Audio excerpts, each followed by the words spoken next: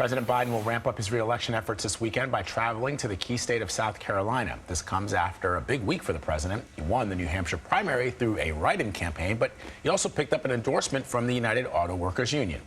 CBS News Chief White House correspondent Nancy Cordes joins us now with more. Nancy, it's great to see you. What is on the president's schedule for this weekend in South Carolina?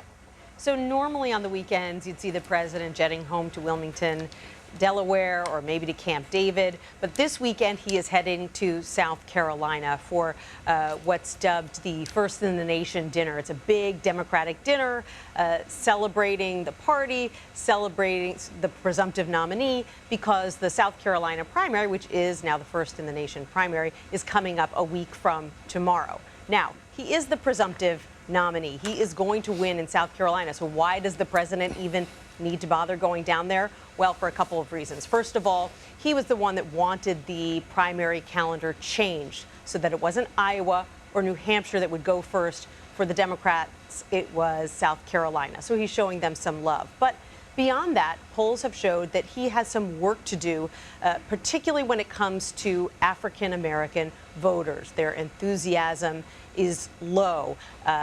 More African-American men have expressed an interest in these polls in perhaps taking a look at Donald Trump. That's a big concern for the Biden campaign.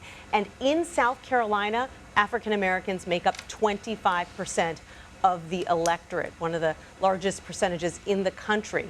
And so this is the Biden campaign sending the president down there to work to make connections with those voters, remind them what he has accomplished, and that comes on the heels of a campaign that's been going on under the radar for a couple months now, boosting their advertising in South Carolina, doing more outreach to try to communicate specifically with that community. It almost feels like with the president that the campaign was kind of like workshopping some messaging here and there for like several weeks. And then this week they were like, we got it. Here we are. Right. Yes. We're hitting, this debate about abortion. We're bringing, everyone showing up to kick things off. We're getting a major endorsement. This was a big week for the president.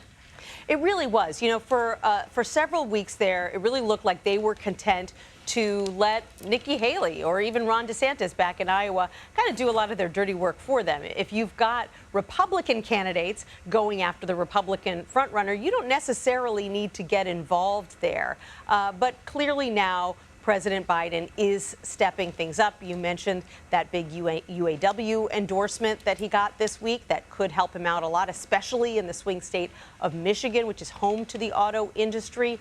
But beyond that, he's really taking on former President Trump more directly. I'd say the biggest piece of good news that the Biden campaign got this week, Vlad and Anne-Marie, was some of the exit polling that we saw from New Hampshire, and seeing that there were moderates, there were independents in New Hampshire in large numbers saying they cannot vote for Donald Trump.